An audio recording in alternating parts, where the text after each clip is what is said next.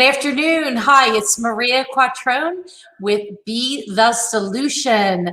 I am so excited today to have my guest, Palak Shah, with Open Spaces. Welcome, Palak. Hi, thank you for having me. Oh, I am so excited to talk to you. I haven't seen you, I feel like, in forever. Well, no, I'm excited to be here too. Me too. And I love how great your setup looks, and you look Oh, good. fabulous. Thank you. So do you. You always look Oh, fabulous. thank you. Thank you.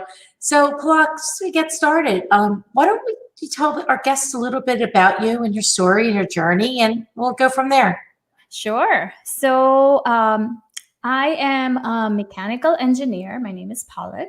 I worked in corporate for 17 years, and then my kids were born. Until my kids were born, I thought I had a great life. I was traveling the world, teaching CEOs of different companies how to change their framework to be able to get good, better bottom lines.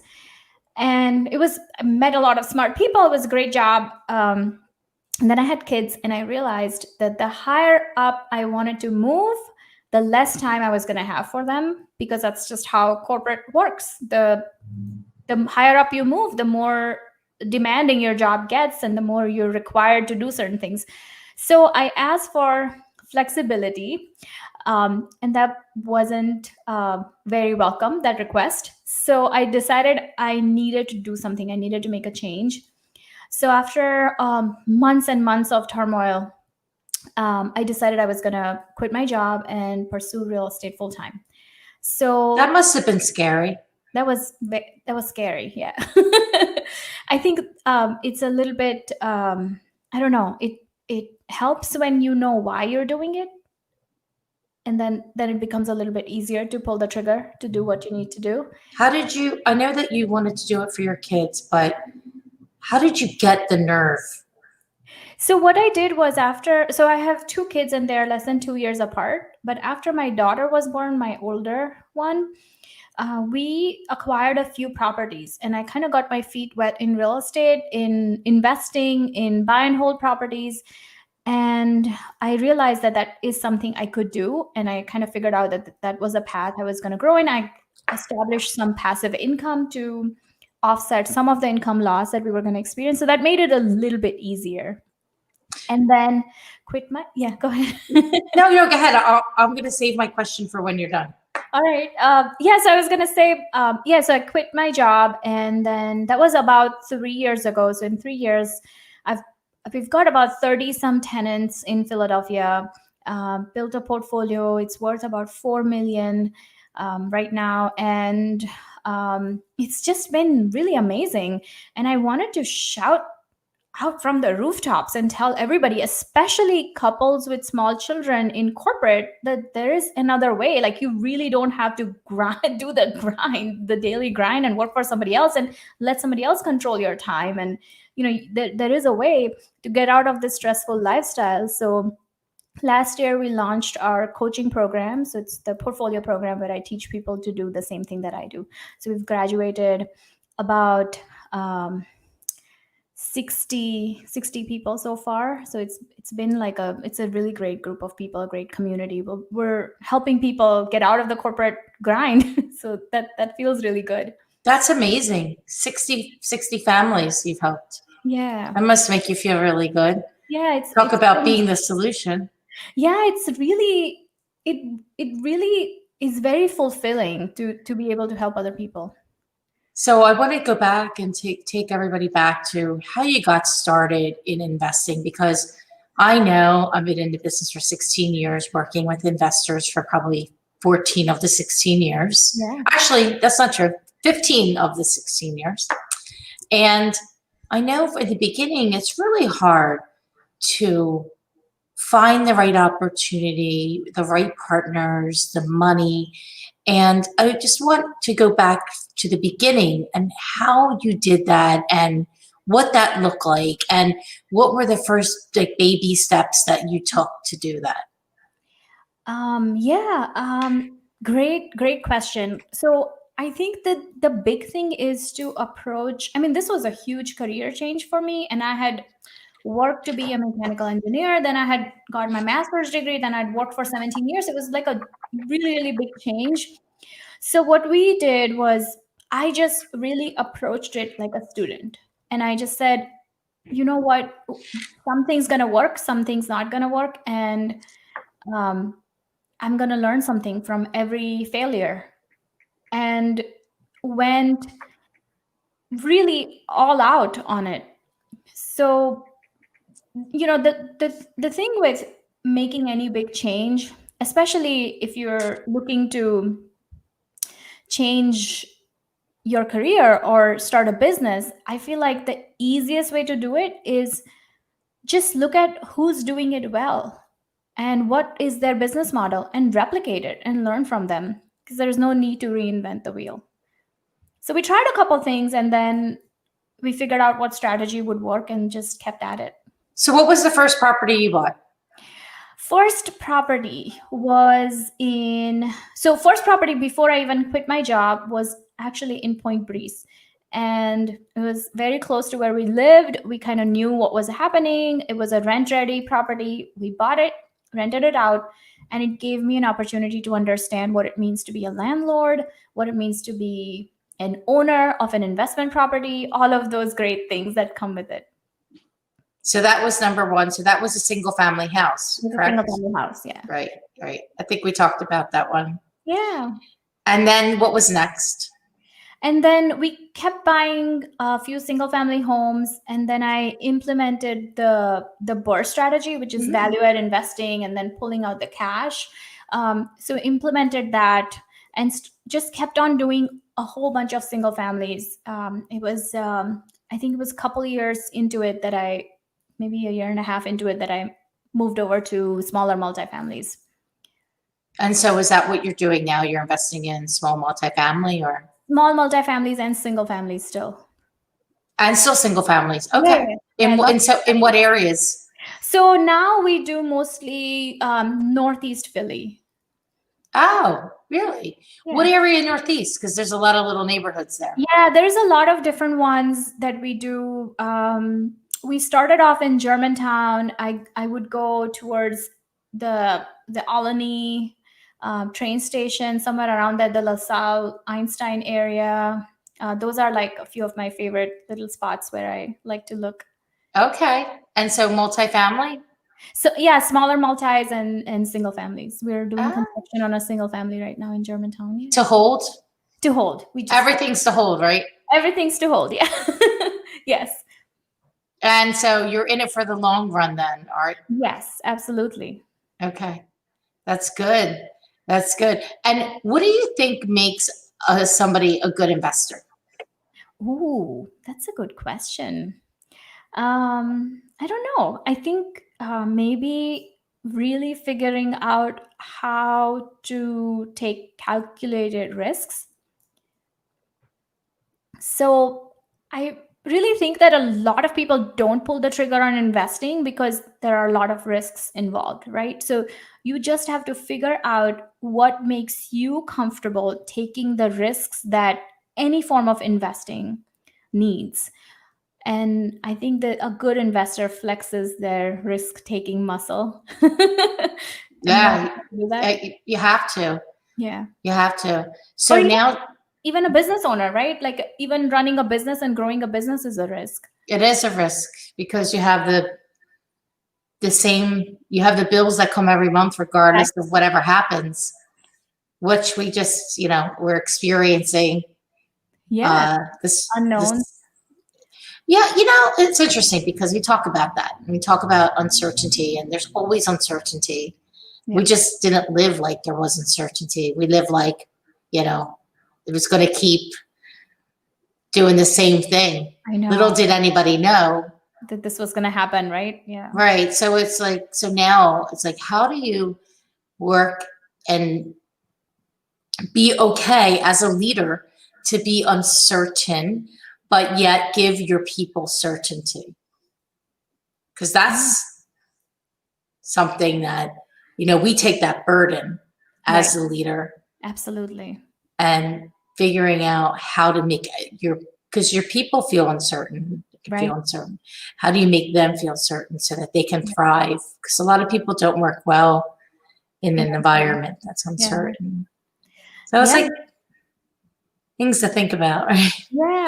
And I was reading somewhere that businesses like Uber and some really great successful businesses started during an uncertain period. Like Uber started during the big when the bubble burst, Mm-hmm. right? So you could really take that and turn it into an opportunity for yourself and figure out what you can do to make the most out of the current situation and how you can So, help your community. so what have you been doing since all of this has transpired? You mentioned your husband now is full time with you. Yeah, so one of the big things that we were able to do is, and this is what I've been advising everybody in our community, that this is a really good time to step out of our daily grind and our daily routine that we are in, and look at your life as a third party and figure out what kind of lifestyle do you envision yourself living. And this is the time to make the changes, and this is the time to work on your strategy, whether it is strategy for your family, for your business, for your investing. This is the time to do that. And it doesn't feel good because all of us got impacted by this, no matter who you are, right? Big or small, all of us had COVID-19 impact us. But whoever you are, right, the big thing is to take this time and use it to step outside of your day and see what you can do different moving forward. And I think that's what some of the smartest people I know been doing is figuring out what's next for them. Right. What's next and where do we go from here? So I love that you help 60 families in your coaching program. So tell us a little bit about how that all started and how you put it together and what it looks like. Maybe there's some people here that would love to get involved with you. Oh, sure. Yeah. Thank you. It it really started because I honestly think that there is something about having small children and being in the corporate environment that makes everything just so stressful. There's incessant to-do lists, and there's demanding jobs, and there's little children involved, and it's just a very difficult time. And I don't think anybody really tells us or coaches us that there is another way out. And no one really teaches us that you really don't have to be, what do you say, a cog in the wheel. You could do your own thing, right? So that was my big thing, was really taking the knowledge that I had and being able to help other people. And we had helped a few of our friends. And I'm a part of Jumpstart Germantown. Yeah, I Uh, know that you teach for and them, right? With Ken? yeah, with Ken He's great. I had him on here. It was the first time I met him. Ken is amazing. Ken is absolutely amazing. He's done a lot for the community, for new investors, for a lot of people. And I was helping through that as well, and I really wanted to do more. And that's how it all started. And what I realized was, what I had done is, once I figured out the strategy, I took the systems and processes from other businesses, and I took my background is in systems and processes as an engineer. So I took those things and I added that to real estate investing, because I didn't want to invest a certain way. I had small children. I didn't want to quit one 9 to 5 job and then get into another one. So so I was looking at it from a different perspective. So I kind of took all that and um, moved over to moved it all over to real estate investing. And that's what I wanted to teach people who were like me, who didn't have a lot of time, who didn't, who either had kids or who had other passions they wanted to pursue. And that's how I put this program together. It's very it's very specific, right? It's a very different way of doing things within real estate investing. How long did it take you to write your curriculum? So about we actually hired an educator and a team of experts and a coach to help us for about 4 months. It took to really put this together. Oh, do they specialize in that? Is that what they specialize in doing? Yeah, so over the course of the past, so it's been what, maybe almost a year since we've been doing this. So over the past year, we've hired multiple different people depending on where we were in that journey. But yeah, there are people. I wouldn't say they specialize in that, but I would find the specific help I would need and then find the person who could help me with that. I wouldn't say they specialize in that, but yeah, kind of. Okay. So they helped you put the curriculum together? Yeah. And then I hired, we've got a team of 3 people who kind of help everything, help keep everything running smoothly. And, Did you use VAs or are they local people? yeah. So my chief of staff is based in Washington, so not local. But most Okay. of what she does, she can do online. Oh, wonderful. Yeah, and then we have a couple of other VAs. We've got a company in India that helps us, a bookkeeper. We've got a couple of other VAs that are overseas. Yeah, I love where we have a VA. We're hiring 2 more right now. Nice. I do like working with our VA. She's really fabulous. Yeah. Her work ethic. Win-win. It's a win-win. I feel like it's a really great option for both parties when it works out well. Yeah, and of course it's not easy to find that, but No. actually no particular people are specifically easy to find in this. Absolutely. Yeah. Especially now because people can stay home and they're collecting and getting the stimulus money, which will be probably extended. So I think I don't know if you've seen this, but a lot of businesses I've talked to, it's challenged to find help right now with so many people being able to be subsidized by the government. Yeah. Have you seen that at all or heard? I have, I guess in the way that we run our business, I really haven't seen a major impact. A couple of ways it has had an impact is one of our VAs got really burnt out in the very beginning because her kids were home and she has 3 children and she had to homeschool them, and then she was still trying to work, and that was hard. In India? No, she's based in Florida. So then she reached out and she's like, I'm just gonna have to take a step back from working for a while until this ends because I can't keep up with anything. So we found her replacement. But yeah, it has impacted a little bit, I would say, because everybody is in a different situation and it impacts all of us differently.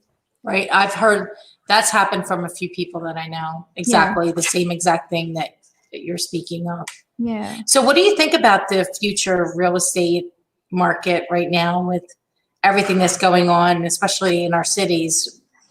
Do you have an opinion on that?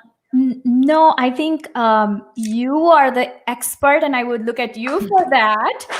But I have an opinion on... investing, on the investment side. Yeah. No, I was saying I have an opinion on what investors can do. And that's the path we are following. And this is what I think. I think real estate investing, if you look at it over a long-term period, it will go up, right? If you look at history, always go up. Oh, it always has anyway. Yeah, right. Long term, that's what we have seen. Do we expect a dip in the market in near future? Maybe. But I think as an investor, instead of trying to time the market and figure out where the lowest point is and figure out when the right time to invest is, I think if you're a long-term buy and hold investor, you just have to plan to hold that property long enough so you can get through this cycle and get to that point. So that's what my philosophy is on real estate investing. I agree. I've had these conversations with people over the last several months, and if you're a long-term hold investor, then it's good. Yeah, and it's one of the things Ken Weinstein said, that he said, if you don't invest for appreciation, you're fine. And that was one of the first things he said, and it makes complete sense. Mm, interesting. But yes, true. I think if you're flipping, definitely more careful in Right. the right neighborhoods, the right price point. You know, we find the sweet spot of buyers are between $200,000 and $400,000. Okay. That's where the majority of all buyers live. So if you're in the flip side, doing flipping on the flipping side, then that's a good spot to be, especially between 2 and 3, because that's the highest.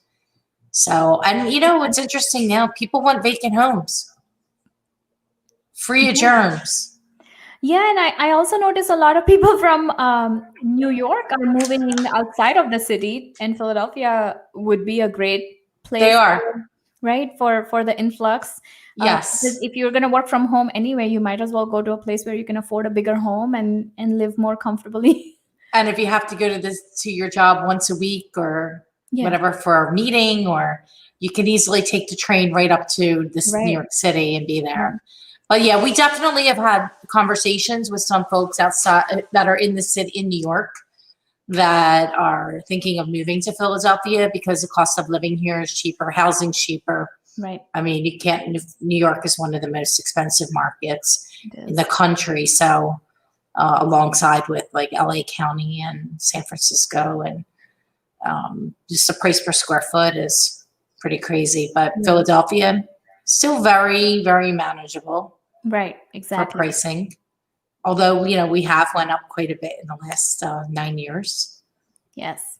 True. As you know. Yes. As Still you know. Nothing compared to New York, right? No, nothing compared to New York. So I think you'll see, I call it musical chairs. Musical chairs. Yeah. Musical chairs. People will come from one area and they'll leave here and they go to another area. So we'll get the influx of probably more New Yorkers, maybe some people from DC as well, because it's very expensive there to live. True. And we're only 2 hours and 15 minutes from there. So yeah, it's not too bad. So tell me what's new and exciting that you're working on? What are we working on? We are working on a couple of things. So our investing side, I'll start with our investing side. So investing side, we just rented out 2 duplexes. We turned 3 or 4 of our apartments, and we're doing. So we finished construction on the 2 duplexes, and they're rented out. We turned a few units, and we're currently doing construction on a single family and negotiating a 5 and a 7 unit deal. So hopefully one of those would go through. And then that's exciting. Yeah, it's really exciting. It's Are they in the same area, same neighborhood, or? They're actually, one of them is in near the zoo. One of them is near the zoo, and the other one is near Temple. So it's a little bit different for us. We haven't invested there before. So like West Allegheny? Yeah, West Allegheny. Yep. And then so we're doing that, and then the on the coaching front, we are coming up with. So my core program is like getting a black belt in real estate. I teach everything from, if you have 0 experience, you come into it, you learn everything from acquisition all the way to construction, renting, finance, deal analysis, all of that. And then what we realized is that there is a need for a program that people like me, when we first got started, would like to do, and a few of actually our friends had reached out to us to put something like that together. So we're coming out with a pilot program that is specifically designed for busy professionals who are wanting to buy rent-ready properties. So really how to find a profitable deal, how to find the right neighborhood, finance, all of the things that come into play in a very step-by-step, straightforward way. So we're coming out with a pilot program. It starts in about a week, 10 days, something like that.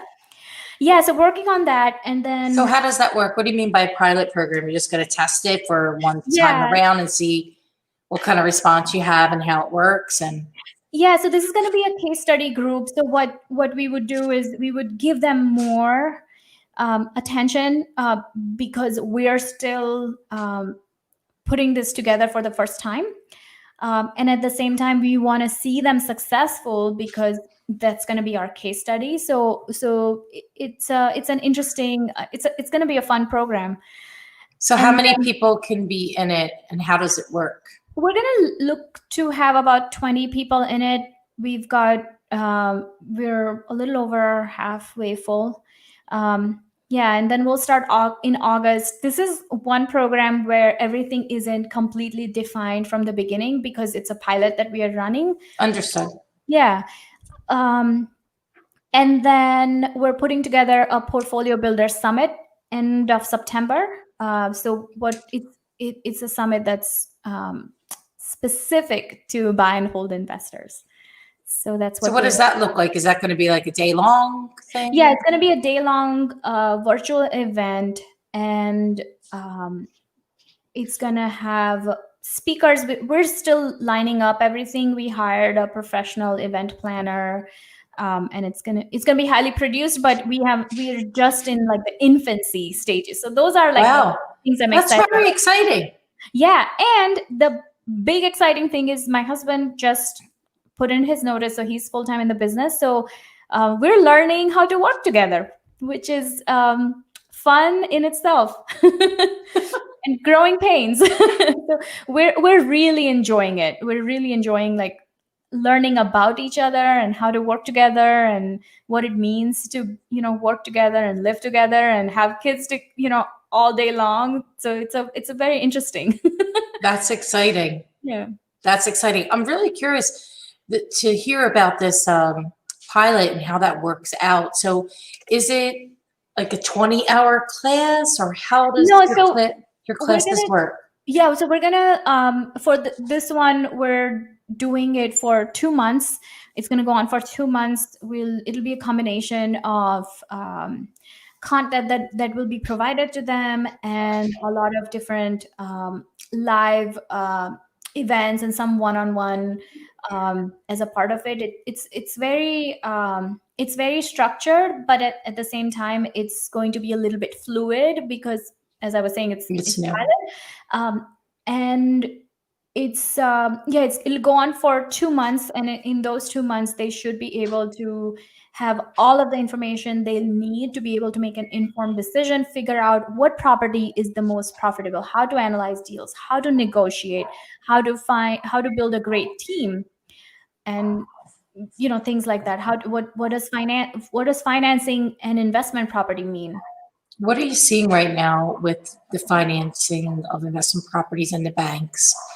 So what I'm seeing, a couple of changes that I've noticed are, one is I'm seeing that lenders want to drop the after repair value when they analyze deals by around 10 to 15% because that's the dip they're expecting. And that's like the biggest change that I've seen. Some of the lending had stopped for a while, but everybody is loosening up their purse strings again now. So we're seeing things are moving again. But that's on the investment side. Yeah, that's the biggest difference I've noticed on the investment side. Yeah, I've seen there's been less deals coming out of that side of the business for sure than in the past. I mean, Less people coming to you. Less. No, we just less buyers, I think, in the market right now. Yeah. I think people are sitting on the sidelines wondering what they should do.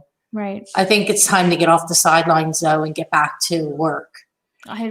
Like this too, eventually, whenever it's going to pass, will pass, and it could be at the end of the year, it could be next year, and it could be 2 years. We don't know. Right. But we can't no longer sit around and wait. Right. And so I think people are starting to get antsy a little bit and having to make decisions about moving forward, because not making a decision is a decision made. Absolutely. I completely agree. Sometimes even the wrong decision is better than no decision. It is better. Yes, you have to decide. Once you decide, then okay, now how do we attack that? Right. What are the steps that we need to take in Right. order to plan that out? I mean, 5 years ago, would you ever think that you would be where you were today right now? Not at all. Right. Yeah. And so, Yeah. no, please. I remember when I first got started, there were people who were saying this isn't the right time to invest.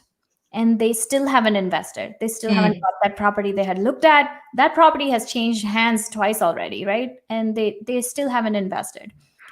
And they're still at that job that they hate and they haven't made any investments. Meanwhile, there are people who have made millions, right, in the past few years. Oh, yeah. So it's all about how what perspective you go in with and what you do with it. I think it is. I think that it's all mindset. It's all happening right here. And you get to decide and you get to choose on a daily basis what you're going to do or not do. Because that might be a good option too, depending. Right. To move, yourself, your business, your life forward. Right. And, we don't live in a vacuum. So things are constantly changing. The market's constantly changing. New inventory comes on, inventory goes off, prices get reduced. Prices, they're not really increasing right now, but I think a lot of sellers were overreaching in pricing for quite some time. And, now it's like, okay, you want to get sold or not? Right. Yeah. And in some cases, especially the higher price properties, you may have to make the market to be the next one sold, period. Sure. I mean, it's a business decision. Right. And if you're selling, there's a reason why you're selling. So let's do the right thing and let's go ahead and make the market and be the ones to be the next one sold before more inventory comes online. So I agree. I mean, it's really important right now to be really on top of it and be able to move swiftly. Right. It's critical, in fact, that those things happen because right now, as the days on market climb, it's definitely not a seller's friend for sure. Right. I'm not seeing a huge softening when it comes to prices, though. Are you seeing that?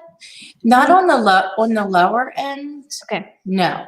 On the higher end, yes, for the people who understand it and want to be the next one sold. And for those that are holding out, are going to be holding out for a while. For a while, yeah. Yeah, I mean, I could see some of the higher prices, not even the ones that want to be sold are they're pricing it aggressively, and others are sitting and waiting. And I've talked to a lot of other people in my field, and I said, what is activity level? And some of the pricing in million and up, there's virtually no activity. So very interesting. Well, something that people tend to forget about, and it seems like, they say luxury real estate in Philadelphia. There's really not a big luxury market here in Philadelphia. Let's be frank. It's 0.04% of the marketplace. Wow. Right. So, and if those buyers aren't gung-ho about buying right now, then that market, the only way for that market to happen is to make the market. Because there always will be real estate that sells, right, in any given market. And there always will be buyers, always will be sellers, especially for the 3 Ds. What are the 3 Ds? Divorce, default, and death. Oh, I see what you mean. Right.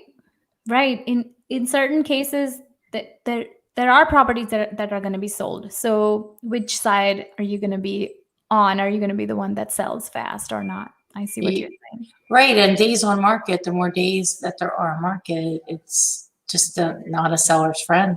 Yeah, that's I would say. And the market can happen if you wait long enough, but if you want to be out and you don't, if there's 13 months of inventory and you want to be sold in less than 60 days, you either have to wait for that 13 months and wait for that buyer to come along, or you have to make the buyer come along today. Right. And somebody will, it'll be a good deal and a good opportunity, right? So people will move. they find it's a good opportunity, they will do the deal, even if it's not the ideal property. Mm-hmm. Right. They'll do it Yeah, that's because they'll live with it. You know, the block, I don't like the block, but for the price and the size, I'll do it. right. Right.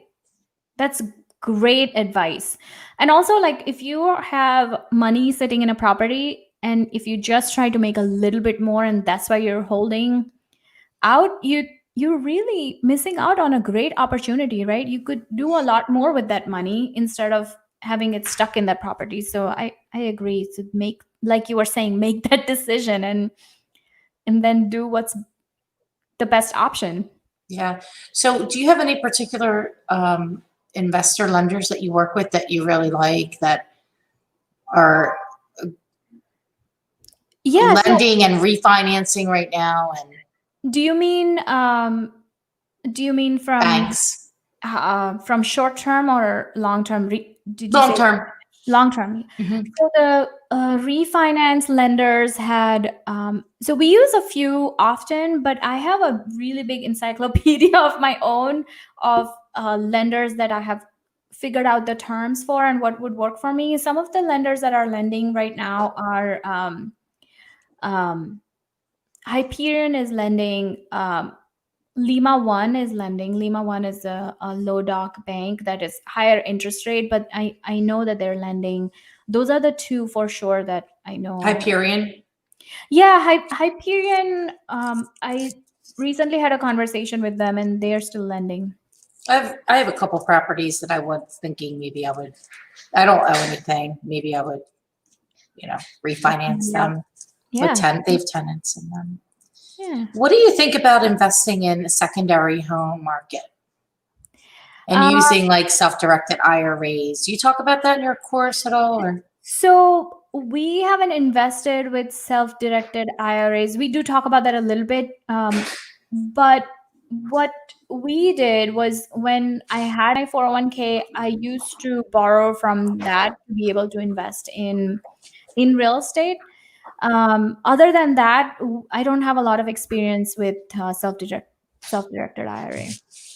Okay, Yeah, so what I've done is I really like to stay nimble. So I have constantly moved and grown really fast. So I got to be able to set a process and keep repeating it again and again. That's how I've grown fast. So that's what I focused on. I focus on. I I have to love be it. focused. We do the same thing, rinse and repeat. So, Exactly. we have And a listing, it goes through this process, and it goes through 50 different things that have to happen with the thing before it goes up. yeah. But And when you have something that comes in that you don't do, like if somebody said, I need this, retail space leased out, I'll probably, and it's in Fishtown, I probably would pass on that and refer it to somebody else. It's not our number one wheelhouse. And then, so then it becomes, can we do it? Yes, we're real estate brokers. We can do right. it. But if it's not your number one warehouse, then you need to create new systems and processes for it. And if it's not going to be a large percentage of your business, then it doesn't make sense to do all that. So then it doesn't actually work out for anybody, not for you or the client. Exactly. And how much time is learning something new going to take? Is it worth it? Would you rather spend your time really scaling what you've got? So that makes complete sense. With even with the like self-directed IRA, I'm always very clear. Like I don't know. We don't teach you how to flip. We don't teach you how to do large multifamily syndications. It's a very specific strategy, very specific process. We teach you how to go in it and we give you all of the steps, complete blueprint, take it and just run with it, right? And everything takes work. Like just because I'm giving somebody a blueprint doesn't mean that they're not going to be required to put in the work, right? It takes a lot of the guesswork and the noise out, and it takes a lot of the shooting arrows in the dark out that I had to do. Yeah. How long is the class for? So And how many hours? So our portfolio program, which is our I'm going to call it my black belt program. Yeah. That one is a 3-month long program, and it's highly immersive. So that has a lot of we do it in small groups, and there is a team involved that helps that group succeed, and it's highly immersive. So is it like how many hours? Is it every week or is it? Yeah, every week we meet. Every week we communicate almost every day. We ask that people who have about 4 hours a week at least to devote to the program should enroll. And our pilot program is very little time, maybe an hour a week Oh, or less if we choose to do this. oh. Yeah. So you're getting them. So that's 4 hours a week for 2 months, and then do So they our have a black belt graduation? Yes, our black belt program it's a 3-month long program, and then they graduate, and then we have a graduates exclusive group for graduates that On they Facebook or? yeah, on Facebook that they meet. We also see them on Zoom often. We try to make sure that how whatever we can do even after they graduate, they are part of the community. We try to help them keep succeeding further. Some of our graduates are on their 4th, 5th property, so we got to keep them going, right? Especially That's great. yeah, with this uncertainty, I felt like everybody needed a little bit of push. Like, okay, this is not the time to stop. There's no need to get paralyzed. No, and this is the time where you double down, triple down, and roll up your sleeves and spend more time helping people. Yeah. Get to the next level. So are your students from all over the states, or are you just local? Or all over the country? Okay. How are you getting the word out? So a few different ways. We've got a good community on Instagram. So at Open Spaces Women, we've got a good community on Instagram, and pretty much that's about it. I was also featured on a few podcasts, and I write for a couple of websites. So I write for Bigger Pockets. I was featured on their podcast and the Investor podcast and a few podcasts. And really, I think what I have learned is you have to be willing to add value. And if you approach it from the perspective of truly wanting to help people, that's just how things grow. And word of mouth. Our graduates bring in other students. They come and tell us about when people fill out our form and they say, we ask, where did you hear about us? A lot of times it's like, hey, such and such person graduated and they recommended your program. And to me, that's the biggest compliment, because that means we were doing something right. That's fantastic. Yeah, that's really great. So your future is in these courses. Is that like your passion now? I'm just curious. Yeah, it's been really fun. Yeah. And investing. I mean, I love what we do in terms of real estate. Just, I want to keep growing the portfolio. I want to just keep doing what we're doing. Keep my contractor busy. Keep my team busy. Keep going. So what does that look like for you? What are your goals? And from the investment side? Yeah, so this year, the big goal that I had, if you had asked me in December, I would have said that the big goal I have for this year is get my business to a point where my husband can join us full time. So that happened in June. So now that I have pretty much cloned myself, but we both bring completely different things to the table. So we are re-strategizing now to figure out how to best use now that he's available, how to best use both of us and our time to grow the business and help the community more. Yeah. What part of the business is he going to work on? So he was heavily involved in strategy before, because that's all he could do with a full-time job. With him coming on, it's only been a few weeks, so we're still trying to figure it out. But but he's still the strategic mind in a lot of ways. And then now I can hand off a whole bunch of operations to him too. So that's nice to to be able to do that. Yeah, we need to figure out who's good at what. We gotta just we have to try a few different things. That's what we're doing. I think it takes time. It takes time. Yeah. Yeah. My husband we work together. He's my Right. business partner, but he does a lot of the stuff outside of the office. And I said to him, you're like you could do so many other things.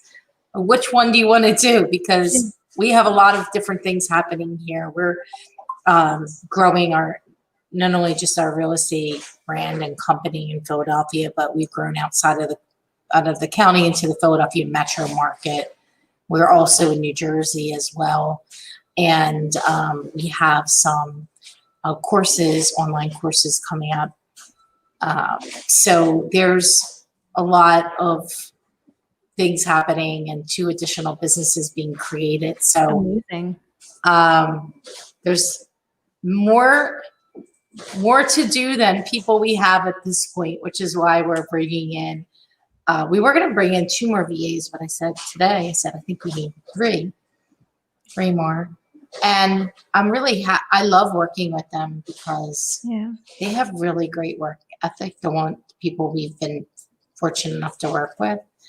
And I know it's real hard for them to find work where they live in the Philippines. So it's a true win-win. Absolutely. I love working with VAs as well. And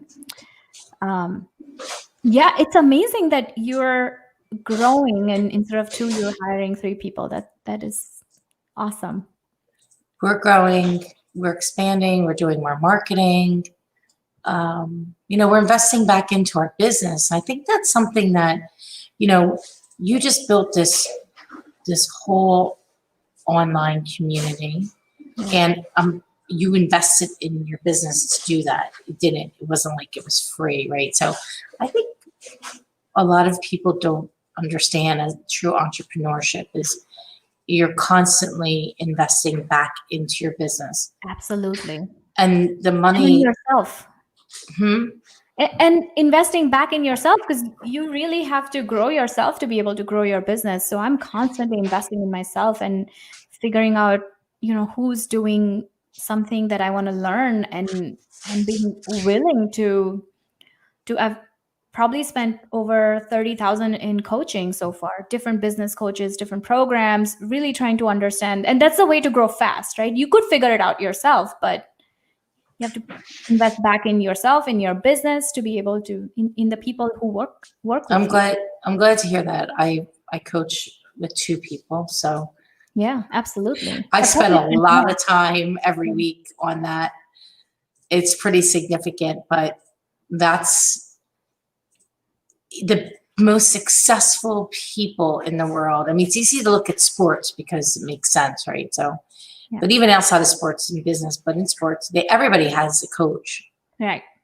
And so we have to be people's coaches too. So we're a coach, you're a coach, right? Now, and so we're coached. We coach others, and then teach them how to coach people. And so it's like this constant evolving thing. And, right. I am an avid reader, and I'm constantly, I just bought 2 more books this morning. I was up early. That's awesome. I was laying in bed. I want that book. I'm like, Amazon. I don't buy a lot of stuff on Amazon, but I buy my books on Amazon. Yeah. Because I'll get the book tomorrow. And I didn't leave the office to go get it. So I'm reading right now, Choose by Ryan Levesque. And I finished a couple weeks ago, actually, Ask by Ryan Levesque. I don't know if you've heard of those books. No. Ask would be a good book for you to read. Oh, really? Cool. Yeah, Ryan Levesque. It's Levesque. Right. And I'm listening to. I'll look it up. I'll look it up. Yeah, look it up. And do you listen to any podcast or? I listen to I listen to you. I listen to a few podcasts. I'm currently re-listening to Thrive by Ariana Huffington. Yeah, that's what I'm into right now. How is that? It's really great. I really admire her, and it's a great book too. But I use the Audible feature. So I use audiobooks a lot. I figured out last year, like near the end of last year, that I mean, starting 2 and 3, if you consider property management, because we have it in house. Actually, we transitioned over to Bay Property Management just a couple of days ago. Monday was our official transition. But I figured out that investing, coaching, and property management, doing all of this um, in 3 years, I have not really paid attention to myself. And I said, I need to figure out how to take care of myself and health. And like you were saying earlier, is, spend time with the coach. And I was like, you know what? Somebody has figured this out. I don't need to reinvent the wheel. So I hired a health coach last year, and it's been what, 8 months. And what a difference to really have someone teach you how to be busy, but at the same time take care of yourself. And it's hard. It's hard to learn new things, but you have to do it. How did you find them? I found so one health coach. I don't know. I think through a recommendation, maybe. What are you learning from them? So I figured out that my biggest challenge was I wasn't sleeping enough, and I wasn't. I after having, I was pregnant, then had a child, nursing, pregnant, had another child, nursing, like few years straight. My body wasn't mine, and then I started a business. So when you're an entrepreneur, Maria, it has a life of its own, right? It's like It does. you forget yourself when you're in it. And so what I realized was I forgot how to listen to my body. Like I forgot.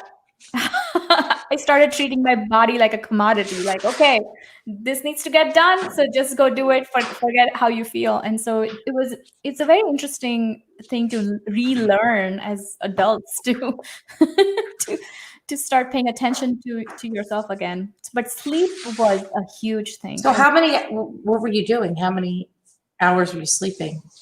I don't know, probably like 5 hours a night.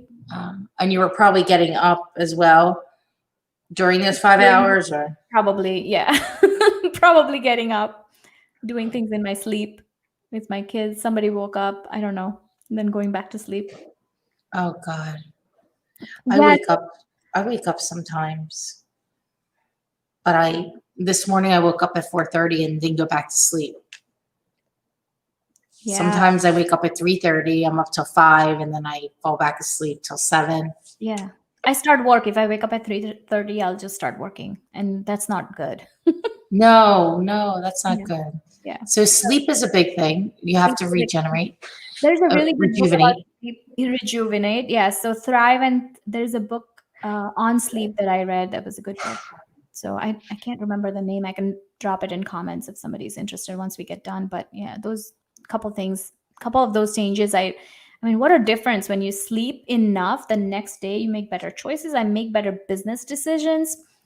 I actually feel like exercising. So yeah. You probably also have a clear head, right? And not Clear head. foggy.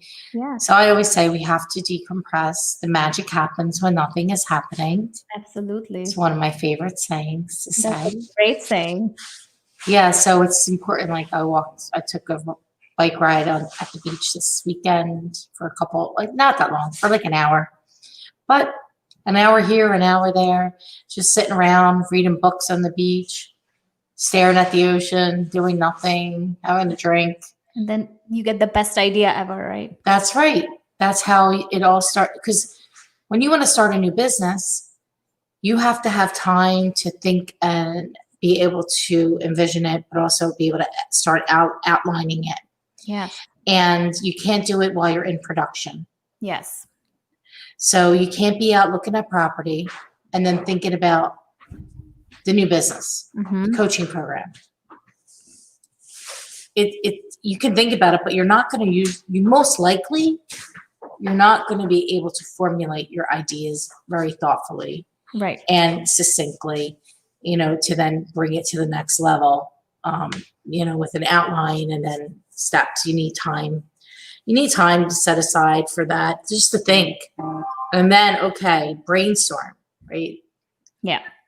So did you decide to start the coaching program, or was it your husband, or how did you decide to do that? Because a lot of people don't, a lot of people could do it.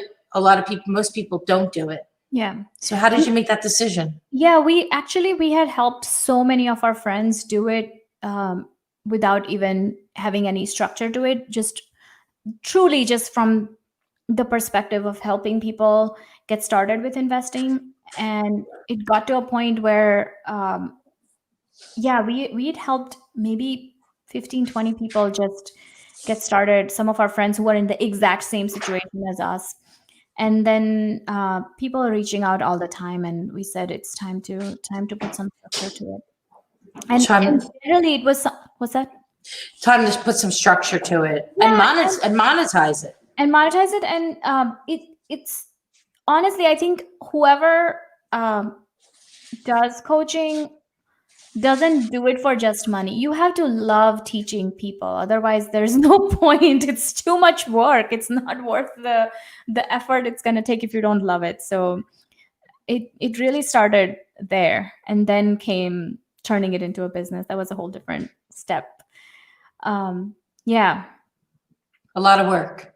Lot of- Congratulations. Yeah, thank you, and to you as well. Thank you. When are you writing your book? Oh my God, it's so funny you say that because my husband was just mentioning yesterday that we should start writing a book. So it's coming. I interviewed a woman on Friday. Her name is Andrea Waltz. She wrote Go for No. Okay. It's a sales book, but it's more than just a sales book. It's a little book, but it's so powerful. I read it many, many years ago. I had reached out to invite her on the podcast. She was fantastic. That's awesome. I'm going to give you the name of this book. Actually, I just bought it. It was one of the books I just bought. It is called Success in 100 Pages. Oh, sounds like a great book. And it teaches you an outline of how to write a book. $1 million book outline. So just go there, you'll see it. $1 million book.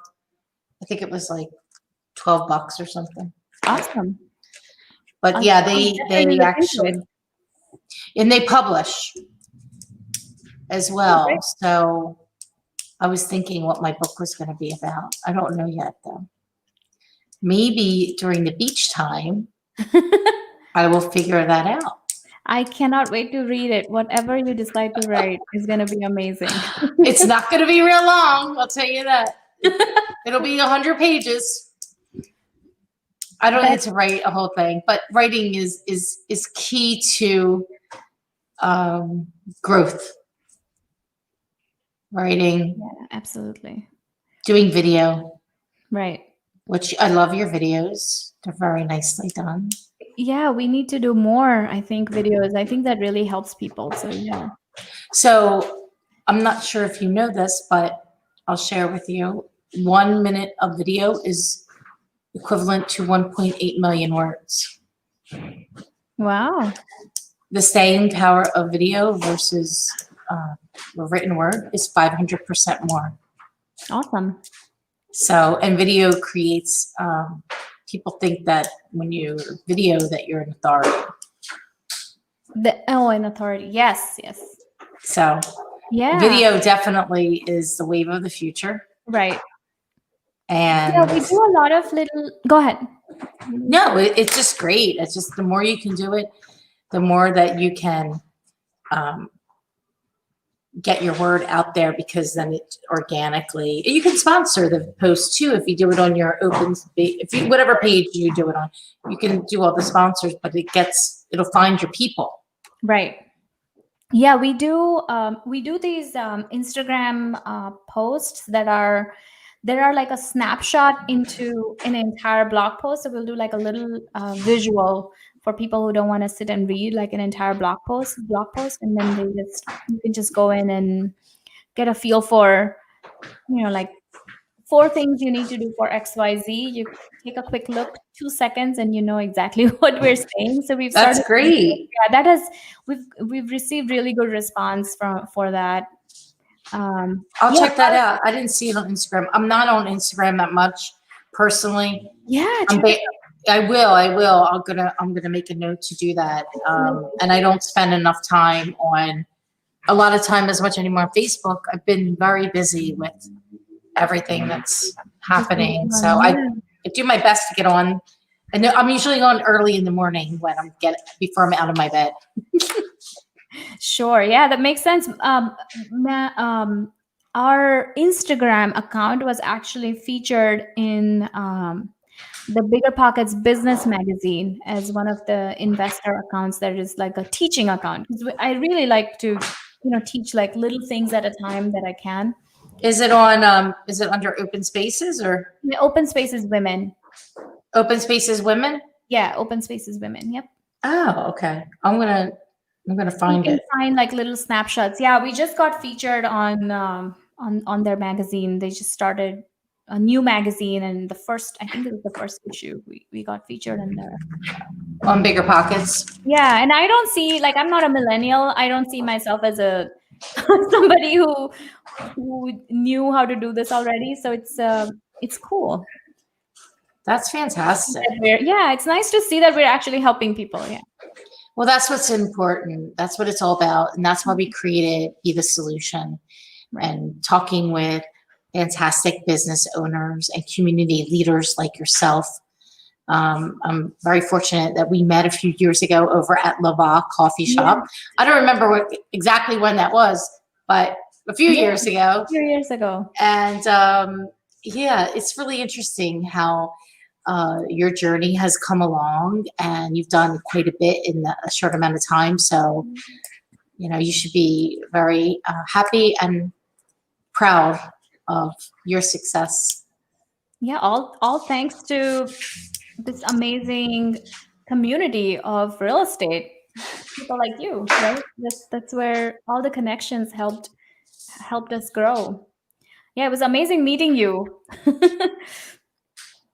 And it feels like so long ago. It feels like so long ago. I'm glad we met before all of this happened. So I know, it's crazy. It's really insane. yeah. But we're doing our best to be the solution. And I am thankful and grateful, Palak, for everything that you're doing for the community. And I wish you and your husband the best in your working relationship. I know that you'll figure it all out. Yeah. And we're loving it. I'm very appreciative of your time today. I know how Thank you valuable so it much. is. And Thank you for having me. I was excited to be here. Always great talking with you, Maria. Thank you. you too. Thank you for being the solution.